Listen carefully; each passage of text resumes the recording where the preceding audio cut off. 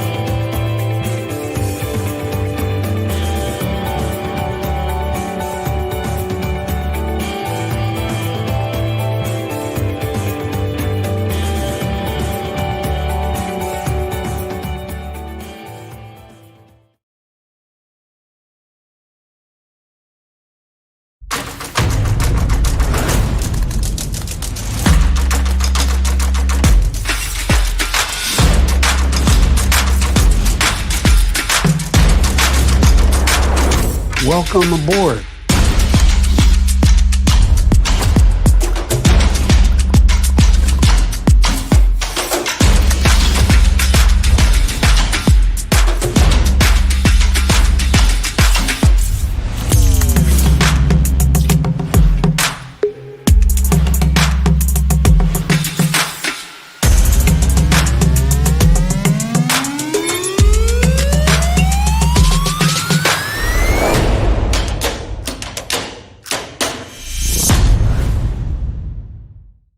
Please welcome to the stage Axios business reporter Nathan Bomey.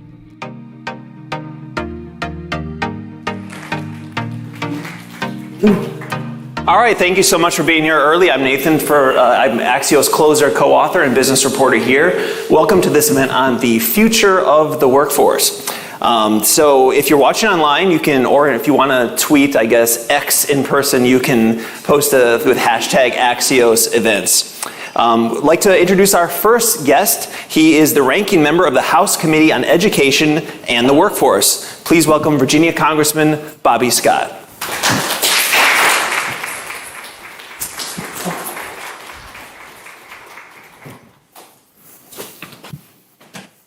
Thanks so much. How are you? So I think we should start with talking about AI if we're talking about the future of the workforce. AI is an area that I'm told the experts don't even fully understand how it works. So if the experts don't fully understand how it works, how can Congress figure out how to regulate it? Well, you don't regulate AI generally. You'd regulate certain applications of it. And the reason people don't know how it works is that the algorithms in the black box aren't known. And so when you get a result, you don't know how they came to that conclusion. And there are a lot of applications in AI that can be very challenging, just in employment. If you're trying to employ people, if in the black box is your historic employment history, you may find a discriminatory pattern that's reflected in who they're recommending. So one AI suggests that because there's so few women in the higher echelons, that in your resume, a reference to a women's sports would be a negative factor in that. So AI is going to be, in terms of employment, selection is going to be challenging. How do the civil rights laws apply? Others, what it's going to do to jobs generally. It's going to displace some people, and it can create opportunities for others. Some low-skilled workers can be better skilled with a little artificial intelligence, and they can do jobs that they couldn't have done before, so there'll be new opportunities. And so AI is going to be a very interesting phenomenon, and is as much unknown as known. But a lot of it is because we don't know how you came to those conclusions. Is it your job as a congressman to make sure it's more of an opportunity than a threat? Yeah, to a certain extent. And also, just in enforcing civil rights laws, you can't say, well, we put all the names in there, and these are the recommended ones that came out. It's not my fault they're all white. So how do you enforce civil rights laws? Particularly since a lot of them require intent to discriminate. And if there's no intent, you don't have a case. And so if you can rely on a black box that has a discriminatory algorithm, that's going to be challenging for civil rights laws. We hear lots of discussion about AI being a threat not just to folks who work in a factory, but to folks who work in white-collar positions as well. For accountants, for example, maybe the AI can do their jobs. How much of a concern is that for you? Well, the spreadsheet has challenged accountants. A lot of stuff can be done a lot quicker on a spreadsheet with when they came out. And the idea is going to be that an individual can work better. There are new opportunities. Lower skilled persons can do higher skilled work, so there'll be new opportunities for some. And we just don't know how it's going to balance out. Yeah. Let's talk about chips. So this week, President Biden was in Vietnam, said basically reached an agreement that they would explore partnerships on developing semiconductor chips between Vietnam and the U.S. You voted for the CHIPS Act. You've been a big proponent of it. Do you think it's working? Yes, because we've already established some plants here in the United States. The automobile industry came to almost an abrupt stop because we couldn't supply the chips. And if you look in a car with all the different things going on in the car, you need a lot of chips. If you don't have the chips, you can't deliver the car.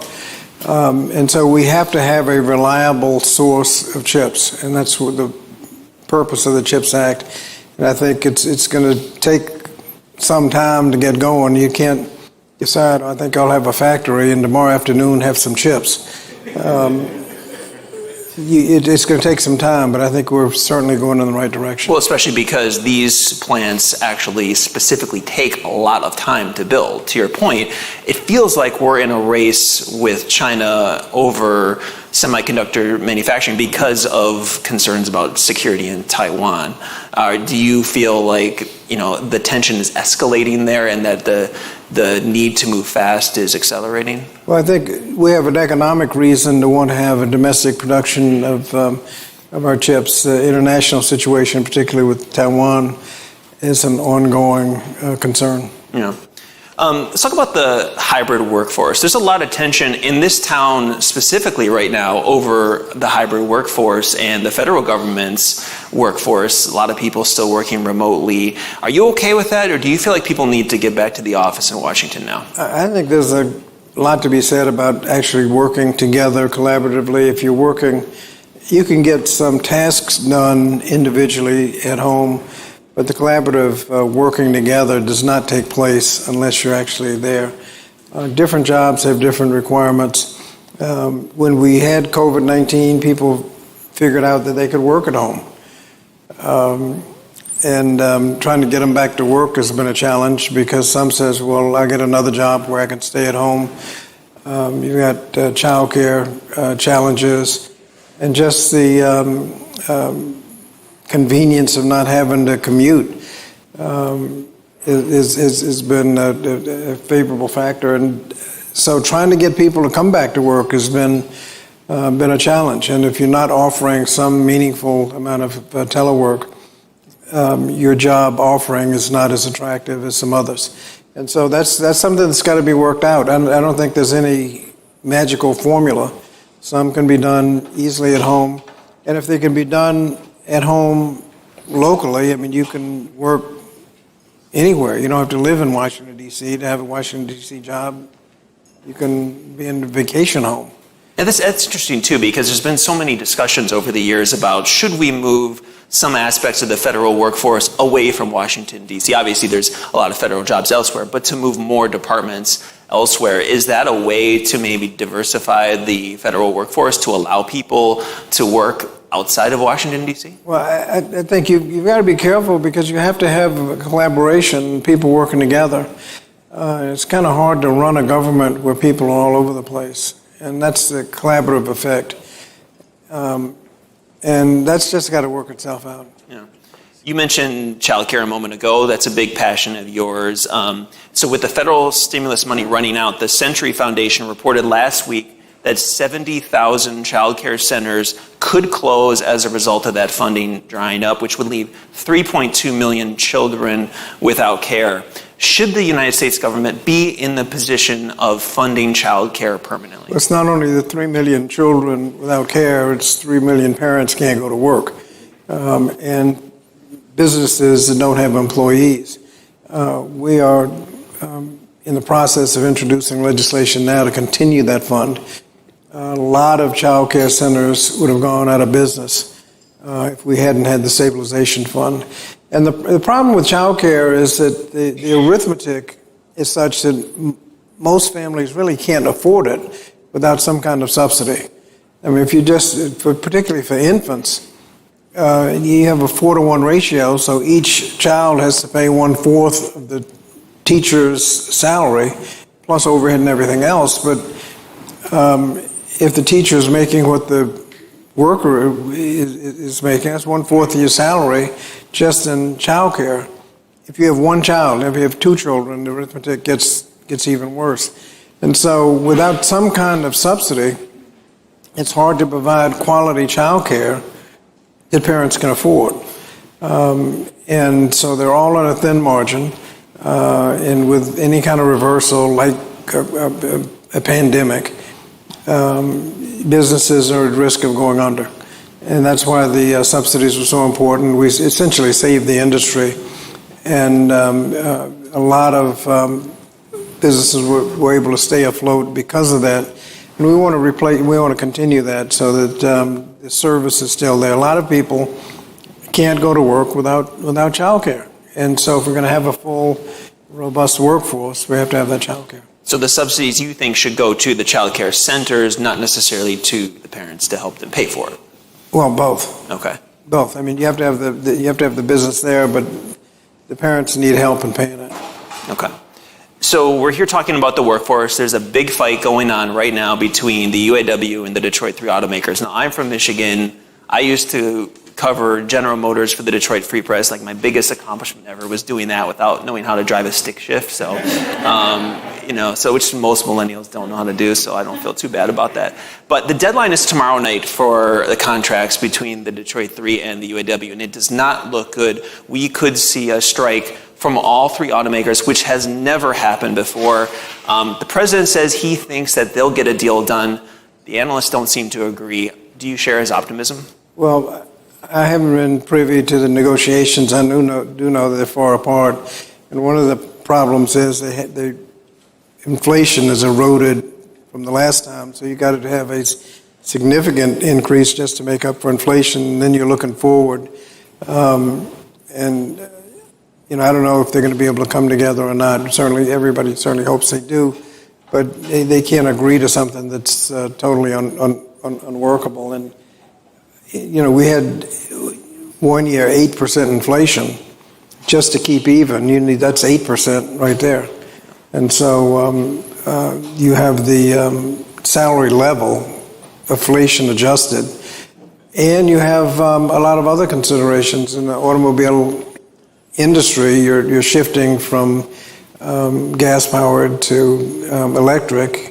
And in that transition, I think the union is looking for some protection.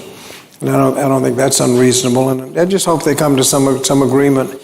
But there's a lot on the table, and I don't know if they can get it done overnight.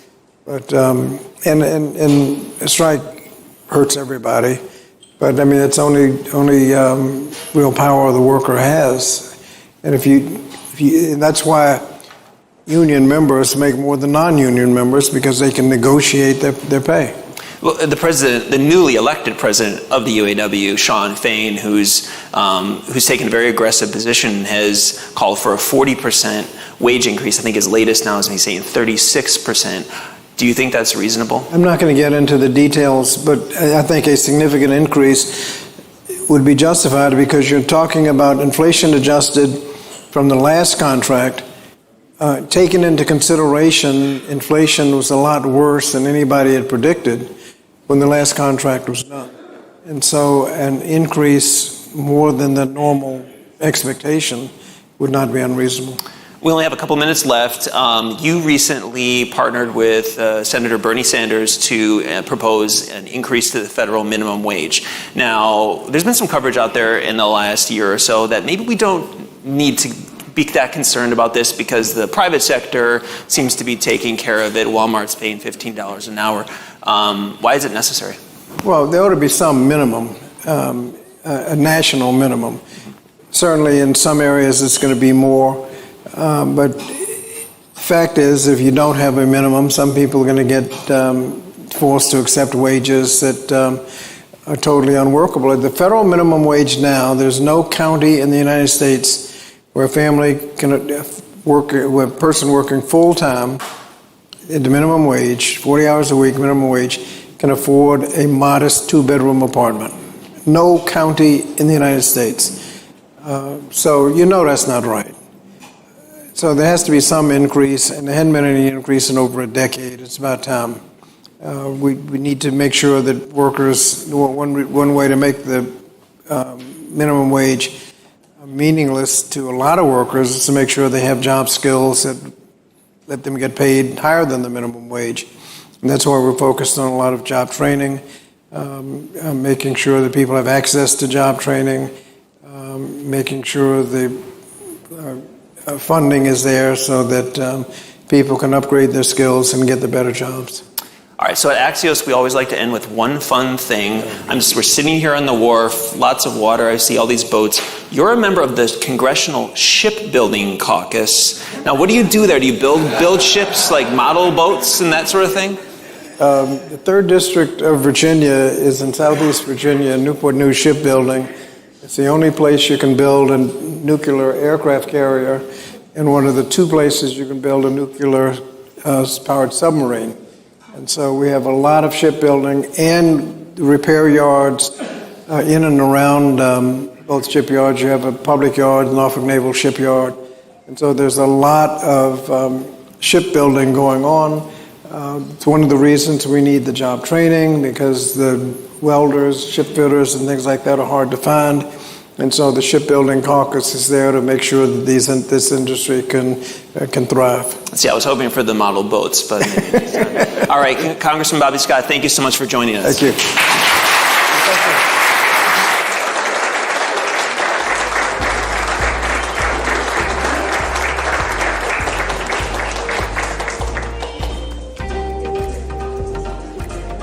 Please give a warm welcome to our View from the Top moderator, Nicholas Johnston.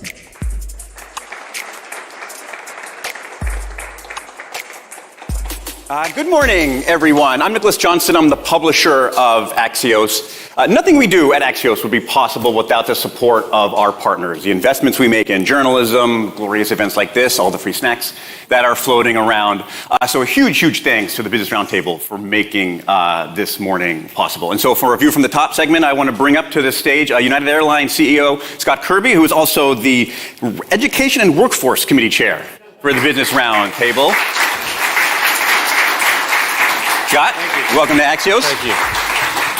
So we're supposed to talk only about your Business Roundtable hat today, not the United Airlines hat, so I can't talk about how hard I'm working to get United 1K again. Well, we appreciate it. Keep going. Let's start big picture. Why is workforce development like such a big priority for the Business Roundtable? Well, if you asked, I think almost any CEO at Business Roundtable or anywhere else, well, what's their most valuable asset, most important asset? They always say people. And the world is getting more complex, more requirements, and so having a workforce that can come in and make a difference from day one and really get behind the company and the culture really is mission number one. If you don't do that, nothing else really matters. I mean, the core element of a company is the people. We were talking downstairs, like what's the job of a CEO? It's to build that culture with those employees. Yeah. We've got a rough couple of years with COVID, supply chains, the war in Ukraine, inflation. What are the lessons that you and your colleagues at the BRT have learned about how to build a resilient and effective workforce? Well, I think the biggest lesson coming out of COVID is that you have to be creative and that the world has changed. You have to be innovative. You can't do things the same way you did before. We have 9 million job openings in this country, 3.5% unemployment rate. What worked in the past doesn't work today. It's simply not enough. Our employees care about a different set of things. They have a broader set of values that make a difference when they decide where to work. They care about things like remote work, and that has changed the world. And you got to be creative and do different things. I mean, a good United Airlines example is, our team. We were having a hard time recruiting employees to work on the ramp in Denver. Denver's booming and doesn't have enough employees, and we have a big operation in Micronesia, so in Guam, and we hire a lot of people in Guam, but we had a job fair and hired people there, and 150 or so people moved from Guam to Denver. We supported the move, and they're great employees, and they make a huge difference. But you got to do things that are creative. I think we'll probably talk about aviate, calibrate. You got to do things that are different. You can't just sit back and put job postings out and wait for people to apply and then pick the pick of the litter. You got to be a lot more creative today. How quickly did you feel that changed? Was it like with COVID, was it almost immediate, or has this been something that's been maybe over the horizon coming for you and other leaders? It was more coming out of COVID that it changed, I think, for us. At United, we pay well. Our careers are good careers. Are some of the few places where you can work, college or high school education. You can work on the ramp. You can work as a customer service agent, and make a good enough living that you can afford a house and you have good benefits and can send your kids to college. So they're great careers, and we historically didn't have a challenge hiring because of that. But coming out of COVID, there was so much demand for workers.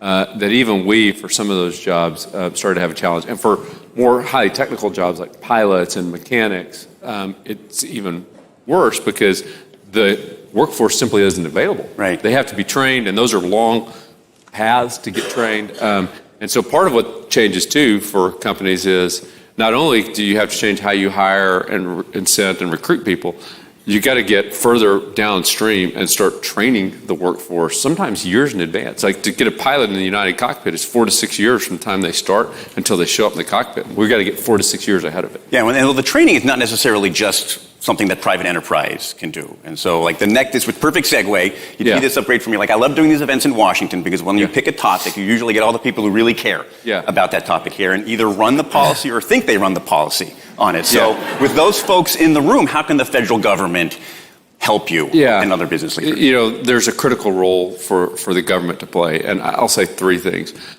One, we do need policy that helps companies, individuals, really train the workforce, build the workforce. Things like apprenticeship programs, internship programs are really important. BRT has a number of initiatives that we're trying to do within the companies to do it. But the government programs are, to me, far, far, far too prescriptive and complex. And because they're prescriptive and complex, it's almost impossible to fit your round peg in that square hole. We need to make them like literally 100 times simpler than they are today. There's examples of great programs around the country, but they're all local. Local programs where one community college is working with one industry locally or one private employer, and they're phenomenally good programs. United has a couple of them that do a lot, but we need to scale them. And they're hard to scale, when there's 127 pages of requirements to make the program work. So that's number one, we need simpler programs. Number two, then this is the easiest one, we should expand short-term Pell Grants. Short-term Pell Grants are one of the best programs for training and developing the workforce, giving people real skills to create jobs that are good for the economy, but also good for them as individuals. And when I'm up here on the Hill, I have yet to find somebody that's opposed to it. But all of you will appreciate it in DC. I don't fully appreciate it, but the complexity, like everyone agrees, like why can't we just do it? Somehow we can't.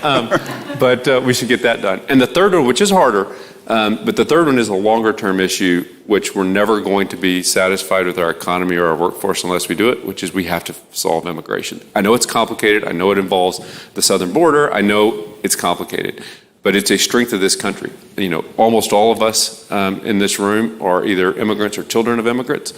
It has been what made the country stronger for 300 years before we were even a country. And it is the only way, to really grow the economy and solve it. There's just a supply issue. We have 9 million open jobs, 3.5%. It's a supply issue. And we need to increase. You might have more luck on the Pell Grants than immigration. Probably so. I've been a reporter in this town a long time.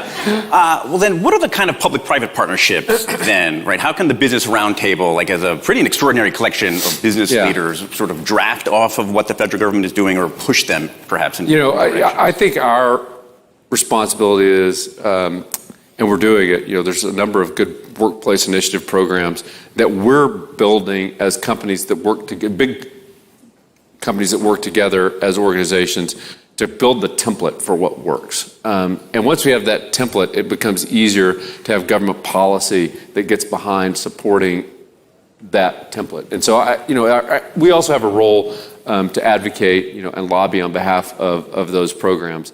But I think under, Josh's leadership, we've taken an even bigger step of trying to say, instead of lobbying for a program, let's find a program, let's make it work. Let's demonstrate that it can work, and that makes it a whole lot easier for the policy. It's like what you mentioned about community colleges, where it's like every company probably has a pretty good idea about this, and a lot of community colleges have it. But can we take those to the federal government to make them more systematic? Yeah, and so one of the things that an example of one of the programs we're trying to do at BRT is for cyber. Everyone needs cyber, but we all have our own little programs, and a lot of us partner with the local community colleges to do things. And to be an expert in cyber doesn't necessarily need a traditional 4-year college degree. And so to create programs that have a number, a dozen or so BRT companies that are all involved in it, and kind of building the rules of the road, the template, the program that works, the way to certify, so that if you've gone to that program, it's like having your degree from college. If I've gone to one of these approved schools, everyone can trust that I got the right kind of training and skill set, to come in to an organization. We trust, you got a college degree, we can trust that you got that kind of certification. So certification programs are one of the big examples. Well, so you mentioned a couple of United programs. First, let's come back to that. Under that model, what is working at United that you would want to share with your colleagues at the BRT or take to the Hill? Yeah, so two of the programs that we're really, really proud of at United are Aviate and Calibrate. Aviate is a program where people who have no experience flying airplanes can apply. We're far more selective than any Ivy League school because we send them to training and they can go get trained to become an airline pilot. Then we have a career path for them. Like I said, it takes 4 to 6 years to wind up in the United cockpit, but we basically have a guaranteed career path to get them through to a United cockpit. And that's a great career. And historically, it's almost impossible. You've got to have money to become a pilot. If you're a private, if you're not going through the military, you've got to pay for your own training. There are no government programs to give a loan or no way to get a loan. You or your parents have to pay for your program. You have to pay to get up to 1,500 flight hours. It's really expensive. It's 6 digits to get enough hours and enough training to start on the bottom rung of the pilot career workforce. And so, the only people that become pilots mostly are people who go to the military or the sons, it's mostly the sons of fathers who are pilots. And so we've created a program where we're giving 500 people a year the opportunity, and it's just transformational for their lives. It's out in Goodyear, Arizona, one of the most inspiring places you can go to just go see. So we're not only solving the workforce challenge, we're giving people a great opportunity, and we're increasing, we're giving opportunity to everyone. Today in this country, 82% of pilots are white men, so 18% women or people of color. 70% of the students at our school are women or people of color. And about half of them are employees or children of employees. So it also keeps it within the family. So that's an example of a program. Multi-generational workforce. And we give them better training because we're not really managing it for cost. If you're going to a traditional flight school, you're managing to get them out with the minimum amount at the lowest cost you can. We're managing for quality. And so we actually give them more training, better training than they would get in a traditional flight school. And we got a similar program for mechanics that we call Calibrate. This one's an internship program. They graduate from high school, they can become an intern, so they get paid, they get on-the-job experience. Instead of having to go to a school for a couple of years and pay money to go to school, they actually get on-the-job experience. And this one is also, it's another one of these, it's amazing. You go see our employees, and we've got sort of traditional grizzled mechanics that 30 years have been working as a maintenance aircraft technician, and they'll break down in tears with these young kids that they're getting to mentor them and pass on the experience. So it goes beyond the workforce development. Right. It becomes cultural at the company of what it means to be. I mean, I could clearly give you an hour to talk about this, but we're about to get the hook. Okay. So we're going to end on one fun thing, and if I'm talking to an airline CEO, I got to ask an airline question. Yeah. So what's the best seat that you like? What's the best route to fly? Give me a CEO airline life hack. I like to sit on the window. But probably my favorite is actually flying in from the north here to DC, sitting on the left side of the airplane, seeing all the monuments. But I'm one of the people, I look out the window when I fly, all the landmarks. Flying over the Grand Canyon is cool. My favorite probably is actually flying over the mountains in Colorado because we're hiking all the 14ers, if anyone knows what that is. And so you fly over and try to find which ones you've done, which ones you're going to do next. And so I'm kind of a nerd. Window seats, same as me. Excellent. Thanks so much, Scott, and thanks for the Business Roundtable for making today happen. Thank you.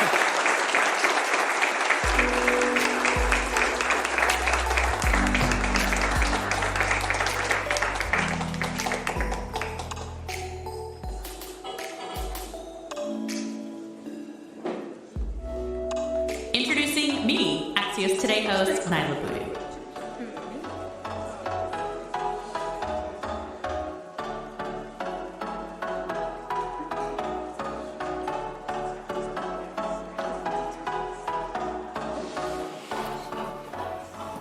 Good morning, everyone. Let's continue on with our next guest. Let's give a warm welcome to the Axios stage, Colorado Senator John Hickenlooper.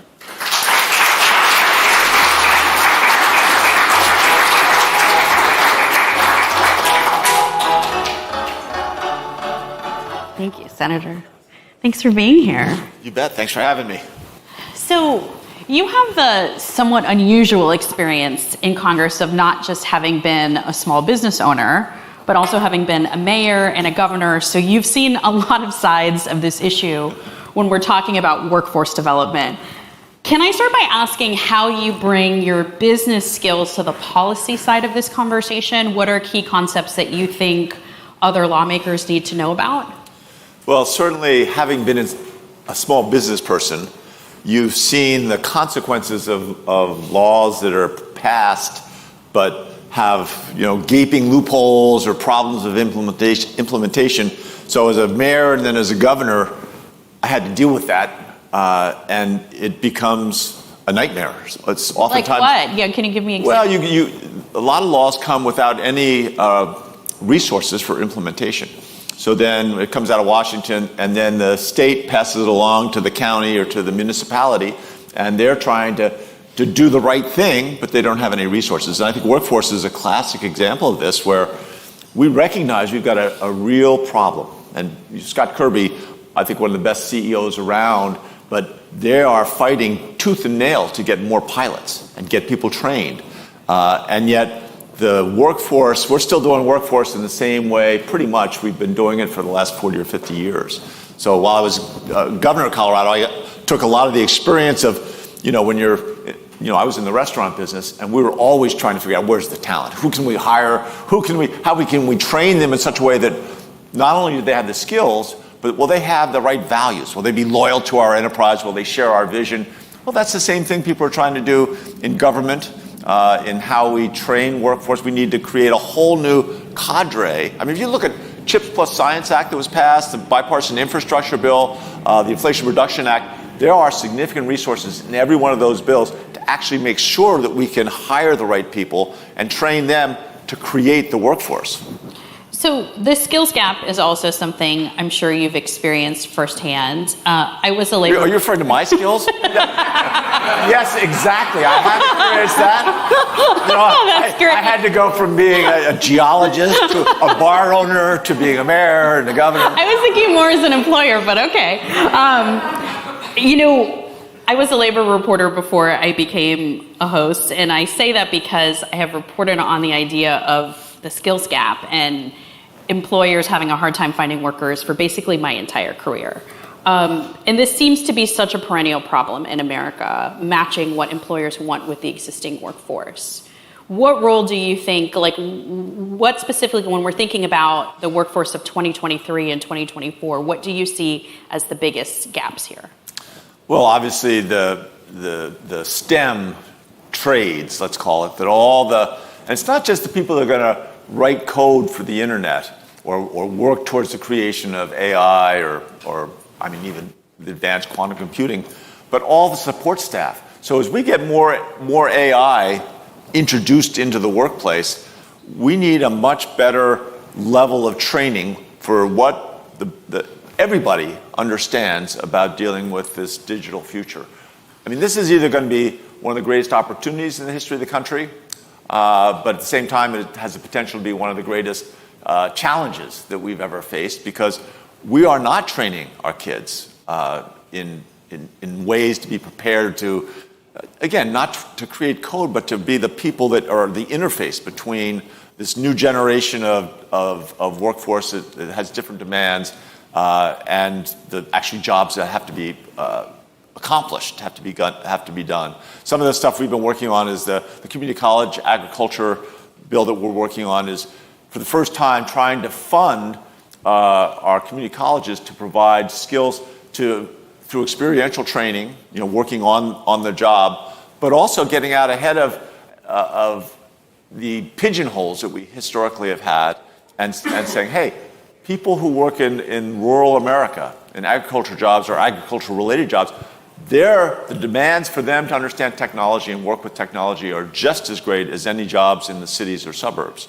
And yet, historically, we've excluded that from a lot of what our community colleges can teach. And certainly, they've been excluded from the federal funding, Pell Grants and things like that would expand dramatically our reach with these programs. Right. And you have talked about expanding Pell Grant access to include job training programs. Where are you all at with that? Well, we have this bill, and the Community College Agricultural Advancement Act, don't ask me to repeat that twice, is really designed to push on that front.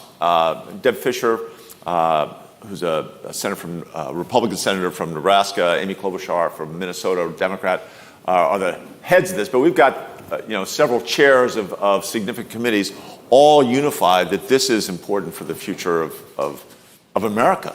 And I think this is where, especially in workforce, we have a potential to be bipartisan, up and down the line. Right now the country is so divided. We need to embrace those places where everyone can get on the same page, right? Whether Republicans and Democrats, this workforce isn't one or the other. This is something that it's all hands on deck and has the potential to be a unifying process. And we see this just in the subcommittee work that we see in the Senate and the House, where people that have been scowling at each other across the aisle are suddenly saying, I hadn't thought of it that way, but you're right. I share that goal. I share that, this is a different way to get to someplace where I want to be. So when you talk about bipartisan cooperation with something like Pell Grant access, I wonder if sort of current Republican sentiment around President Biden's student loan debt forgiveness program, if that complicates things, or how do the politics of that kind of play out? So there are obviously political divides and things that the parties have taken on as rubric of their attacks on each other. I think it's a distraction. I think what we need to be doing right now around workforce is focusing on what's the grail, what's the North Star where we want to head to, and that is making sure that kids of all ages. So this isn't just. I focused a lot of our time in Colorado. We created a thing called CareerWise to make sure that sophomores, juniors, seniors in high school can be apprentices and go out and get skills training and get high school credit for it, end up with a high school degree, but have real job training. That's great. But our North Star has to be that we're going to have kids of all ages being able to continually acquire necessary skills in increments that are stackable, so that as they go through life, they're going to continually be learning and having choices to say, all right, on this offshoot of my career, do I want to go off in this direction? And it's funny, when I got laid off as a geologist back in 1986, I'm not trying to date myself, it's just, it's a reality of history. We had essentially no support. So that was a whole generation, literally tens of thousands of geologists. I had a master's in earth and environmental science. I thought it would be my career, and it was gone. The commodity glut created an economic situation where every company was laying off geologists. So you couldn't be a geologist. And there was really no place to go get new skills, to take what I had and take it in a new direction. I'd go into the labor office and I'd fill out a bunch of forms saying that I'd asked for jobs. I'd gone to another company seeking a job, and then I'd get my unemployment benefits. Do that for 6 months, and then you're out on your own. We're going to go through such an upheaval in the next, let's call it 2 years, or let's call it 10 years, that we've got to be way out ahead of it. We've got to be training those people that are going to lose their job, loading tractor trailers, right? It's not just what goes in first comes out last. They've got to be balanced. As you unload them, they've got to be balanced weight-wise. It's a craft. People who do this are really smart and have a lot of experience. But a computer's going to be doing this in 5 years. The people doing that job now should be prepared and learning enough about coding so that they can be the ones that manage the AI, manage the robots that are going to do that job, and are able to reboot them or fix them or address the problems that might arise. So part of the way I know you want to help address this is things like the Youth Apprenticeship Act. I'm curious about sort of your thinking about when you were laid off, how you motivated yourself to think about moving into something else. And I ask because I was just talking to my nephew about this. He's 22, and he was saying how many of his peers feel like they've just given up because they feel like it doesn't even make sense to look for other jobs because they're like, what's the point of studying for this? It's going to be replaced by AI. So I wonder, when you think about like this younger generation, how we think about motivating them through this really difficult time, right? Especially when we think about they just went through their final years of school in the pandemic or university in the pandemic, and now trying to enter a workforce. Yeah, and that's a major problem. I mean, people's optimism is a huge component of their success in life. And by we, I mean all of us, the media, the people in elected office, the people around public relations. Our universe has filled the airways with doom and fear. And Roosevelt said back in the early days of World War II, we have nothing to fear but fear itself. That is a grim reality right now. Tomorrow is going to be the best day to be born in this country that's ever been. In other words, we have more potential opportunity ahead of us. And this notion that AI is going to wipe everything out is ridiculous. It's going to change everything. But if we have a positive mindset and recognize, the opportunities around how many places AI is going to help us train workforce. In other words, education and skills acquisition is not going to be the same as it was. If anything, it's going to get more complicated and more complex, but there's going to be more opportunity and more support to do it right. So this is just the time when a 22-year-old should be feeling optimistic. Not that, oh my God, how am I going to succeed in this? But holy smokes, I want to be one of the best. I want to go out and embrace this right from the start and recognize that my life at this moment in history has more potential than anybody who was born before me. And I think that's true. I think that's an easy argument to make, but we're not making it. We're allowing our young people to be overwhelmed by the uncertainty of their future. Uncertainty is the reality of future. We're always changing. And certainly the rate of change is accelerating. But part of our job as so-called adults. I always was suspicious of that word when I was young, and I'm even more suspicious now. Our job as adults is to inspire kids and let them recognize that opportunity in front of them is only going to grow and become bigger, but they're going to have to work. They've got to apply themselves. They've got to really commit themselves. So, in addition to the many jobs you've already mentioned, you're actually a member of SAG-AFTRA, right? Yes. So, what's your message to the Hollywood studios right now? It's funny, we've been talking about that. I had a cousin, George Hickenlooper, who was a great film director, and I was kind of like his rabbit's foot. If he gave me a cameo in one of his movies, he always thought it did him good. He did a movie called Casino Jack, about Jack Abramoff. And at the end of a rant that Kevin Spacey does about, you should, and at the end, I think it was Senator Cunningham steps up and says, remove that man! Well, Kevin Spacey, in his 4-minute rant, did it in one take. My cousin George, when they all left and went off to dinner, I had to do 30 takes to get I was the one who said, remove that man! Deeper, louder, whatever. But it has been useful. I mean, he got me to become a member of SAG, which was a joke in itself. But I did see and continue to see things from their point of view. And they are going to have a different reality. And I understand that there's pressure on Netflix and all the streaming media, all these sources. Everyone's got pressure. But the people that actually create the content need to be recognized. And they need my advice to Walt Disney and the major studios, or the major creators or funders of content, the producers, is don't kill the golden goose right when you're going to have more eggs than you know what to do with. Again, I think their future is only going to get better, but they can't try to exclude or really disenfranchise the culture, the creative culture that exists in terms of how we make films, how we do. I mean, go back over the last 5 or 6 years and look at what we as a world have seen in terms of the blossoming of not just feature films and new types of television series, but documentaries. I mean, we now are seeing documentaries that we're not just seeing an issue with one documentary. We're seeing the same issue portrayed from 3 or 4 different perspectives. Look at the Sackler family and the opioid crisis. We're now, the 4th serious documentary is out that covers that from a different, each time you can look at this and say, there's a whole new range of issues there that I hadn't appreciated before. We need to keep that. And I think it's all of us should be arguing and supporting the writers and the actors to make sure that they get a fair share of the wealth they create. Well, Senator, I wish we had more time, but we have to leave it here. Thank you so much for joining us today. Oh, you bet. Thank you.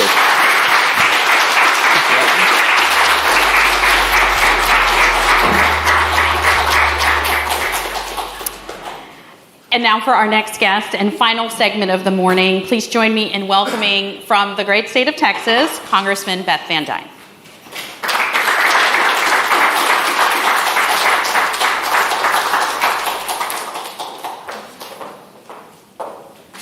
How are you? Good morning. Thank you so much for being with us. So we were just talking with Senator Hickenlooper about this. I called him mayor. Well, he and I used to be mayors at the same time, and we were on the board for the U.S. Conference of Mayors together. Once a mayor, always a mayor, so it's good to see him again. Yeah. So I should call you mayor also? You can call me anything. I've been called worse. So we were just talking with Senator Hickenlooper about the SAG-AFTRA strikes. And I just wonder, as we think about this looming UAW strike, how strikes have sort of been this hallmark of worker discontent, especially over the past couple of years in this country. What kind of message do you think lawmakers should be sending about this as workers, or as a lawmaker, what is your response to thinking about all of these, whether it's Amazon or potential UAW or SAG-AFTRA? Look, I think the private sector right now, when you think the number of jobs that are available, the opportunities that are available for people if they're unhappy in the job that they're in, there are a lot of opportunities that are out there. And I think from a federal government perspective, from any government perspective, our job should be to create more opportunities and to enable the private sector to create more opportunities and stop standing in the way of that. And whether or not that's by adding layer upon layer of additional regulations or taxes on top of taxes, making us non-competitive with a global marketplace. When I was mayor, that was like my focus, quite honestly, was making sure that we were bringing economic opportunities to our city, because that's what people wanted. You know, people moved there. We were one of the fastest growing cities, still are one of the fastest growing areas in North Texas in the country. And it's because people see that they have an opportunity to be able to get a job. The Texas model is you can be, you know, focused on independence and being able to keep as much as you make. And we want people to be able to make more, to be able to keep more of what they make, and to be able to be independent, to be able to put away for their future. But it's really focused on allowing the pathway to opportunities instead of doing everything that we can to crush them. And from what we've seen in the last 2.5 years, it seems they just keep putting up blockade after blockade for business owners to be able to succeed and expand. Right. And from the worker standpoint, though, I think when you look at these strikes, a lot of it is about pay and inflation. So what kind of message do you think employers should be taking from this? Well, I think employers are doing what they can. And again, we're hiring. In Texas, I've been spending the last several years talking with business owners as well as people. And there's two overwhelming messages that I have heard. You've got people who are looking for jobs, whether or not they want more flexibility, more benefits, or more pay. They just don't know how to go out and get them. They're not sure of the next step. And then you've got employers who are hiring. We just had a great job fair, specifically as a result of what we heard from district folks. We had a job fair 2 years ago. We had 250 businesses that participated, and between 5,000 and 6,000 people that came looking for jobs. We did it a week after the extended unemployment ended in Texas. We figured we weren't going to get nearly as many people interested this year. What we found was we had 375 businesses that participated, and we had over 16,000 job seekers that came out and interviewed for jobs. I was walking around the floor, and we had one company that within the first hour had already extended 5 offers. And we had everybody there. I mean, it was from entry-level jobs all the way to executive-level jobs. The opportunities are available, the opportunities to get better pay, but we really need to work on our skills and working on that middle job skill, where you need more skills than you graduate high school with, but you definitely don't need a 4-year degree. And it's helping people be able to connect with the training that they've got, with the training that they can get to be able to get these middle skill jobs. Whether or not that's as a pilot, whether or not that's in law enforcement, in technology, there are a ton of jobs that are out there that you do not need a 4-year degree, and which is why we're looking at expanding access to 529 plans, so that they can include things like pilot training as well. And what about, we were just talking with Senator Hickenlooper about the idea of expanding Pell Grant access to support job skills training. Is that something you would support? Again, I think we're pushing people into 4-year degrees unnecessarily. When I'm in my district and I'm talking to what people are looking for, it is those trade skills that we just don't seem to have enough of. Right. No, this would be for job training programs. Right. But on the Pell Grants, again, it's that's more expensive, I think, than just on the 529 plans. So when you're thinking about that middle skill set, this is something you've worked on in Dallas, specifically with Mayor Eric Johnson. As you think about the bipartisan cooperation here, what to your mind are the biggest points of agreement when it comes to that area in particular? I think connecting people with educational opportunities. Connecting people. I worked for Secretary Ben Carson at HUD for 2.5 years, and part of our plan was making sure that when people had when people were in public housing, that they were at least getting trained and getting job skills. I think that should be bipartisan. I had created a new caucus for former elected officials, for former mayor's caucus. There's actually half and half between Democrats and Republicans. And like we may disagree with my Democrat colleagues on 99% of the issues, but what from a local perspective can we agree on?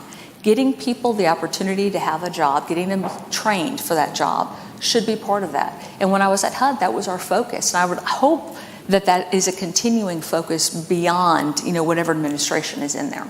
But that should be one of them. Do you feel like it's easier to have bipartisan cooperation at the local level than it is here in Washington? I don't know what it's like in other areas, but we weren't Democrat or Republican as local elected officials. You didn't run on an R or a D platform or a ticket. Our elections were in May. I think it was a lot easier to get things done because you weren't kind of grouped into, you have this letter against your name, so you believe in this, and there weren't those kind of prejudices that you go into in a meeting. And I think, again, at the local level, that's where people see what's happening in their communities, and that's where the most change happens. But the federal government needs to take a step back and stop trying to micromanage everything that's happening. Governments in general need to do that. What we have found is the strangulation of regulations are really killing small businesses as well as large businesses and killing opportunities. So when we are in our small business, I'm on the small business committee, I'm also on Ways and Means. And small businesses have been coming to our committee for the last 3 years and giving us example after example. When we go to Ways and Means hearings, we're doing a lot of field hearings now, and we're hearing this, whether or not it's a veterans-owned business in West Virginia that it's talking to us about, the ability with inflation right now, they're not able to hire people. They can't keep passing on the cost of inflation and supply chain issues and the increase that they're having to pay employees. They can't keep passing on that cost to people who are coming to their restaurant or their distilleries. They can't because they won't be able to keep their customer base. So it's up to us, I think, to stop layering that and pushing it down on their responsibilities, their time, and their costs, so that they can continue to have increased pay, increased investments and benefits for their employees, and a better quality of life. You mentioned your background at HUD. Mm-hmm. As we think about, especially Texas, the amount of the volume of people that are moving to Texas, thinking about Dallas in particular, how important is affordable housing to this conversation in workforce development? It's huge. It is absolutely huge. Affordable housing is a problem because what we have found, and again, I hate to keep going back to regulations, but when you look at the cost to build a new home in California, this is pre-pandemic, over 40% of the cost of building a new home in California was regulatory costs, which is why we introduced a bill to try to cut down on some of that. So we were trying to get rid of, some of the Davis-Bacon Act rules, which in the most expensive areas make it more expensive to build housing. We are not helping ourselves. We also are looking at making sure that we're staying up to date with like IRA withdrawals and allowing for exceptions for first-time home buyers. That program was created back in 1997 when the average cost of a home was a little over $100,000. And in the North Texas area right now, the cost of a home has gone up by more than 3 times that. So can we allow it from being a $10,000 withdrawal to being $30,000? That's another for First-Time Home Buyers Act that we introduced. But making sure that people can afford to buy homes is important. And I talk to people now in the district, and they're looking at mortgage rates and how much they're having to spend now. And folks who are either putting away for a first-time home or trying to, upgrade now that they've got a larger family aren't unable to do that because mortgage rates are so out of reach now for most first-time home buyers. That is a direct result of our inflation costs. It's a direct result of policies that have thrown out trillions of dollars into the economy and increased inflation. So we've talked a lot about regulation. Today, leaders in tech are meeting here in Washington to talk about AI. Yeah. What are your thoughts about, we're thinking particularly about artificial intelligence, generative AI and its role in workforce development. I just want to ask you more broadly about what you think, if you think there's a need for regulating AI. Well, I mean, I think there's a need to be able to make sure that, one, it's not all-encompassing. But I've also seen, again, in our district in North Texas, what they're doing at Alliance Airfield with AI. I went and I toured an Amazon distribution plant, and how, some of the plants that they were building, the distribution centers that they were building 6 years ago are already considered old technology because of what they're doing with AI now to move products around, which is why when you go to Amazon, you can buy something and have it delivered same day now. That wouldn't have been available. You look at the advances in healthcare in what they're able to do with AI. You've got surgeons now that can perform surgery, halfway across the country. But it will never, to me, take over the place of having human supervision and the ability to be able to make decisions from a human capacity. And so, yeah, you're going to have regulations, sure, but it's making sure that you have them that addresses a specific area with not all of the unintended consequences that we typically see. But again, we also need to make sure that we're investing in research and development dollars and allowing companies to do that. And again, being competitive globally, which is why on Ways and Means, we're working on extending some of the Tax Cuts and Jobs Act's provisions specifically for R&D development, because we see so much positive enhancements with AI, but making sure that companies are using American exceptionalism and American innovation. And again, not strapping one arm behind their back competitively globally. I want to end the hour by completely changing the topic here, to something that's been a big news story here in Washington, which is your Speaker McCarthy, Kevin McCarthy, announcing impeachment proceedings, beginning that against President Biden. Is that something you would be in favor of voting for? I have said that we need to look at impeachment inquiries since July. I think when you have seen the amount of information that has come out in the last several months between whistleblowers, IRS information, and I guess being on Ways and Means, I've actually had an opportunity to look at that closely. That needs to be transparent. American voters especially need to be able to look at who they're voting for, and the information that's out there is extensive, and we seem to be being blocked every left and right when we're trying to get that information out. So to me, I want to make sure that we are being as transparent as possible, but they were also unfortunately having to force this administration to do its job and force the agencies to do their job and sharing information with Congress when we ask for it. So that would be a yes in favor of. Oh, I said I've been. Okay. I have been I have been in favor of it and have been pushing it since July. I think it's important to get down and get as much information out as possible. Well, unfortunately, we are out of time. Thank you so much for joining us today. Thank you. It's great to see you.